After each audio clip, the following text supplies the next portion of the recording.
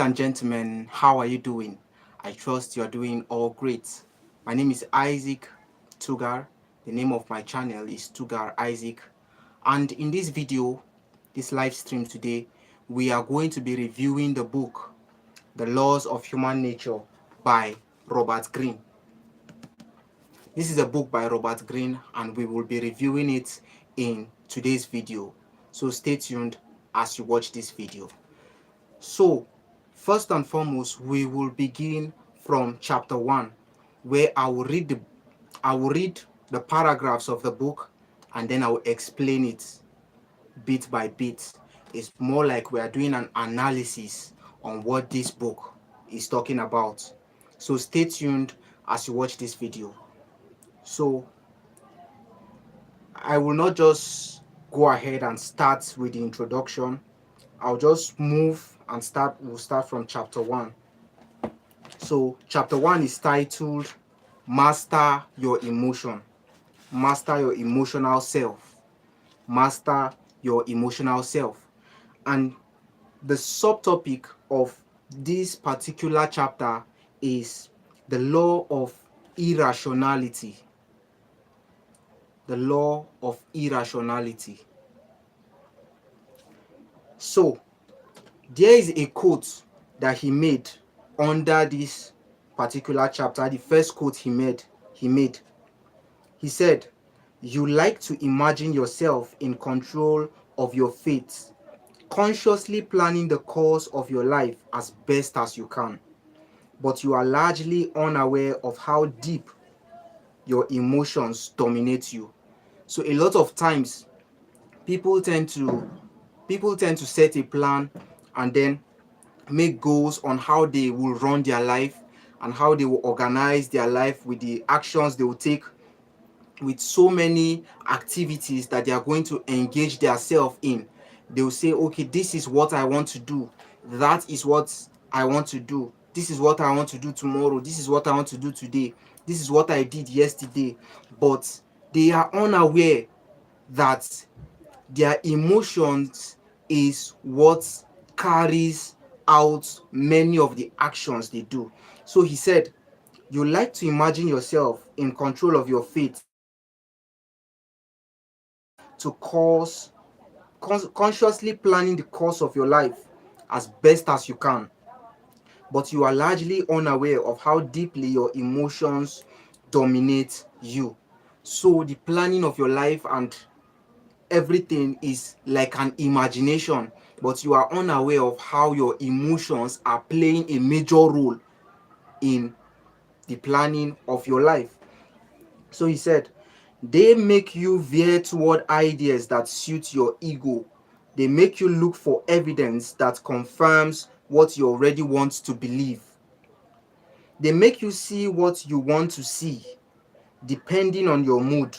And this disconnect from reality is the source of the bad decisions and negative patterns that haunt your life. Now, who are the they? The they is your emotions. The they is your emotions. They means, I'll spell it They. That is they, they. They are your emotions. So he said, they make you veer toward ideas that suit your ego. Your emotions make you to move towards ideas that suit your ego, how it makes you feel. You are carrying out these actions because of how it makes you feel, because of the pleasure you will derive as a result of this action. Now that activity is driven by your emotions. They make you look for evidence that confirms what you already want to believe. Subconsciously, there is an evidence that you want to believe already, but your emotions, there is an evidence, there is something you want to believe already, but it is your emotions that will verify, that will qualify you believing that. They make you see what you want to see depending on your mood. Depending on your mood, your emotions are driven by your mood. And this disconnect from reality is the source of the bad decisions and negative patterns that haunt your life. Rationality is the ability to counteract these emotional patterns that haunt your life. Mm-mm. Rationality is the ability to counteract these emotional effects, think instead of react, to open your mind to what is really happening as opposed to what you are feeling. Now, rationality means that you are acting based on your thoughts. You are not just moved by the you are not just moved by the current activity, you are not just moved by the current situations, but you are making a pause and then you are thinking about the true consequence behind this situation. So you are using your head to think. You are not just driven by emotion. So rationality is when you are not driven by emotion, but you are driven by logistic, whereby something is happening and then you are stopping by to think really deeply about this thing that is going on. What is the effect? What will the effect be? What is the consequence of this particular what is the consequence of this particular action? What is the consequence of this particular activity? So that is what we call rationality. Irrationality, according to Robert Greene, it means that a person is driven primarily by emotions. A person is driven primarily by emotions. So when something happens, how you know an irrational person is how he reacts at the moment. How the person reacts at the moment that that activity takes place. So, for example, it could be, let's say there's a financial downturn, and then the market is there's more like an inflation, more like there is an inflation. An irrational person, whenever he hears that, he's moved. Okay, what do I need to do to save the what do I need to so he that fear in him, that fear and curiosity to want to move to a place of safety is irrationality. Instead of thinking, the person is moved by emotions. Rationality is the ability to counteract these emotional effects, to think instead of react, to open your mind, that is open mindedness, to what is really happening as opposed to what you are feeling. It does not come naturally, it is a power we must cultivate. But in doing so, we realize our greatest potential. So, you realize your greatest potential by how you act in difficult circumstances. You realize your greatest potential by your open mindedness and your ability to think in difficult situations. So, there is a story here that he gave about the inner Athena, and the story is a very long story. I won't be reading everything completely. I'll just move over to the next point where he interpreted the story. So if you want to get the story, if you want to read the story, you can get this book, The Laws of Human Nature, The Laws of Human Nature by Robert Greene.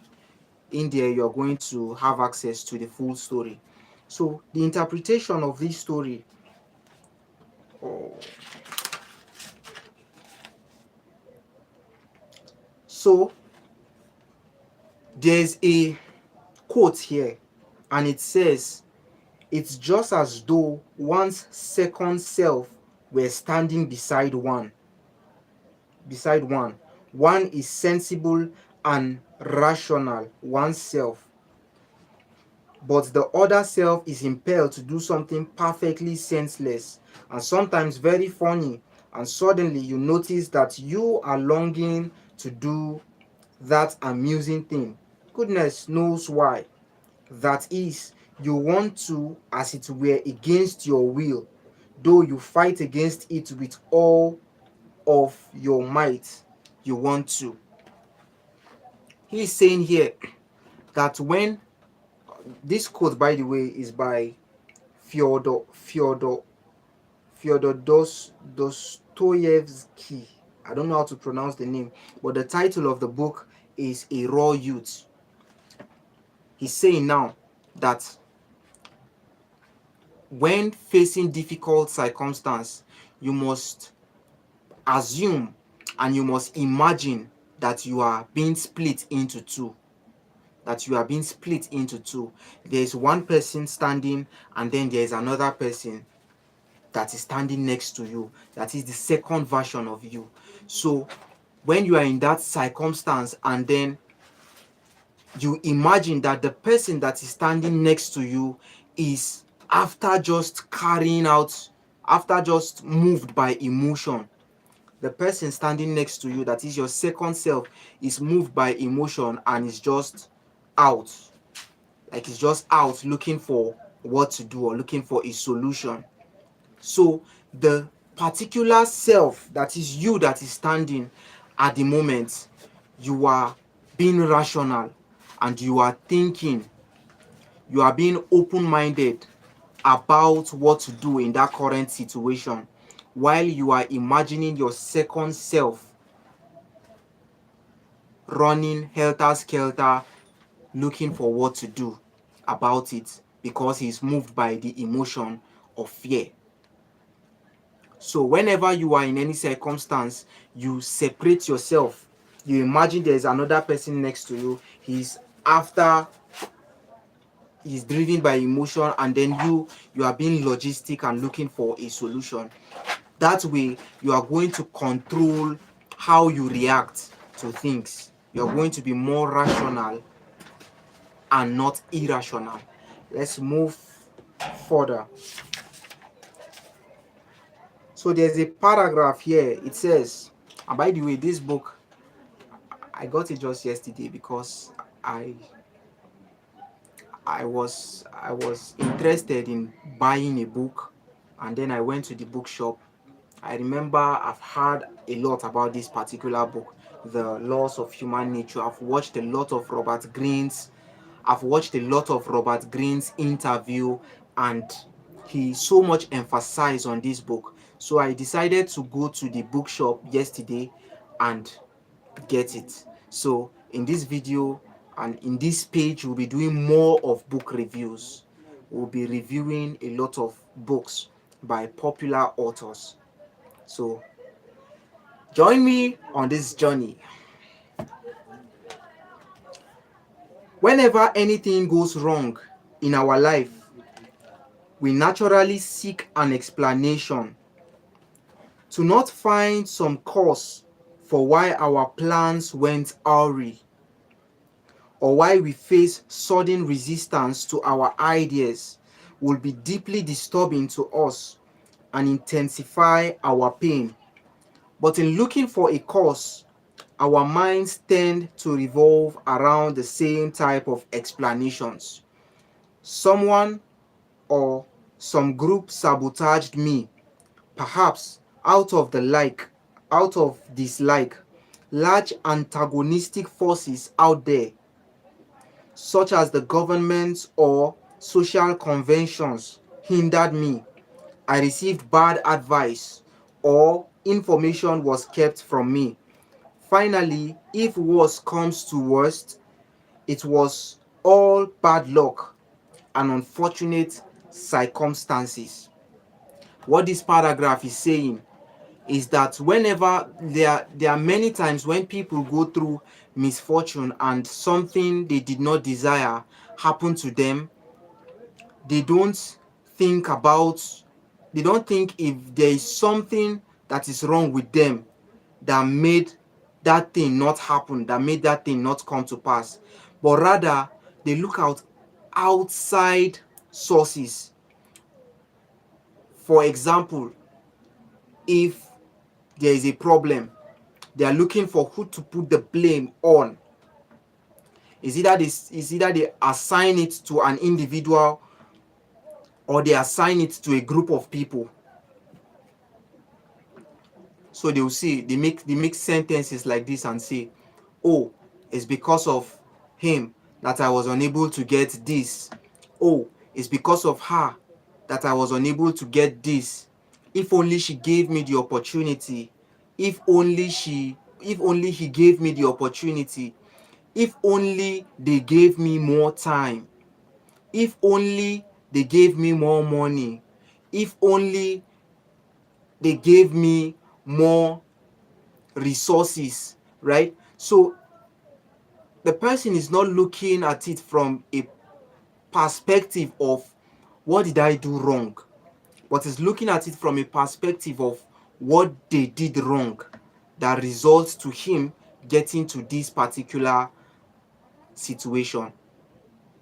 So many people, many individuals and groups, many people, they tend to assign their misfortune to other people and not to themselves. I don't know if you find yourself in this category.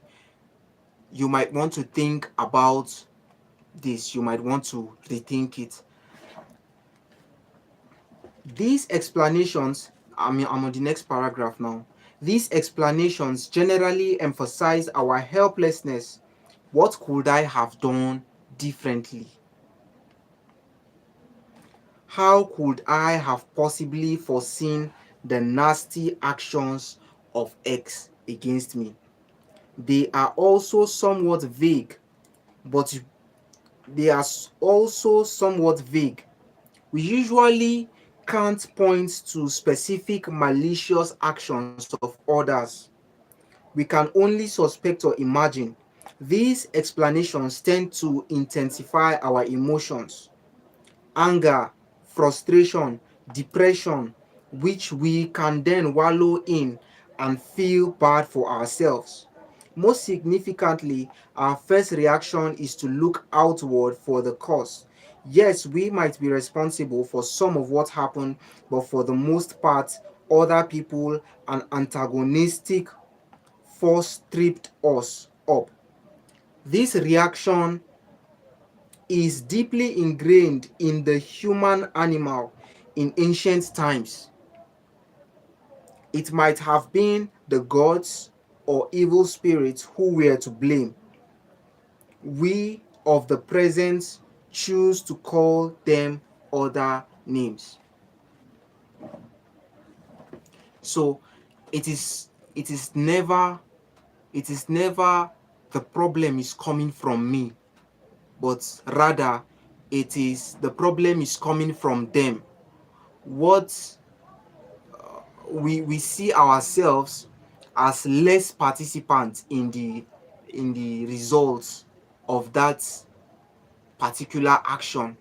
So for example, if a student gets A in his studies or in school, in his results, he will say, I did it by myself.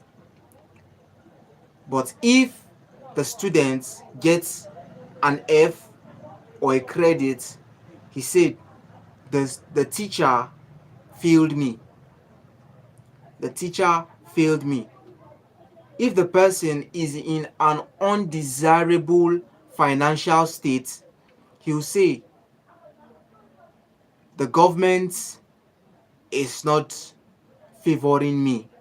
But if the person is in a desirable financial state whereby he is doing well and everything is going well for him, he has a lot of financial resources and his life is financially stable, you make statements like, I'm a self-made millionaire, or I'm a self-made billionaire, or I did it all by myself. So now you are ascribing that the glory of that thing you have to your hard work because it is good. But if it is not good and undesirable, we ascribe the fault and the blame to another person. That is, it is because of him I failed this course, or it's because my colleague did not. You get it, like projecting your failures on other people and not seeing ourselves as a contributor to that result that we have gotten. So this should not be so. So we'll move really fast. Emotions evolved from a different reason than cognition. These two forms of relating to the world are not connected seamlessly in our brains. For animals, unburdened by the need to translate physical sensations into abstract language, emotions function smoothly as they were meant to. For us, the split between our emotions and our cognition is a source of constant internal friction, comprising a second emotional self within us that operates beyond our will. Animals feel fear for a brief time, then it is gone. We dwell on our fears, intensifying them and making them last well past the moment of danger, even to the point of feeling constant anxiety. Many might be tempted to imagine that we have somehow tamed this emotional self through all of our intellectual and technological progress. After all, we don't appear as violent or passionate or superstitious as our ancestors, but this is an illusion. Progress and technology have not rewired us. They have made social media makes us prone to new forms of viral emotional effects. Now, a lot of our emotional effects and a lot of fears, a lot of envy happens currently in the 21st century is not is not far different from what has been going on in the past, but it has been intensified. It has been intensified through the means of media, through the means of social media and the internet, whereby the fears of humans are more controlled in today's day and age than it used to be in the past. In the past, before the adoption of language and before advanced human communications, we experience these emotions, but they don't last as long as they currently last in today's day and age. So,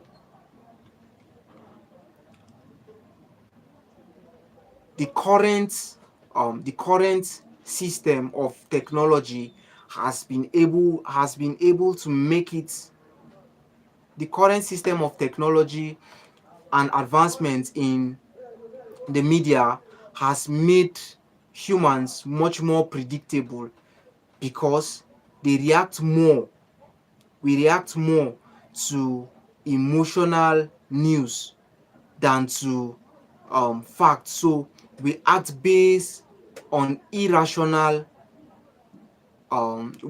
act irrationally presently than before when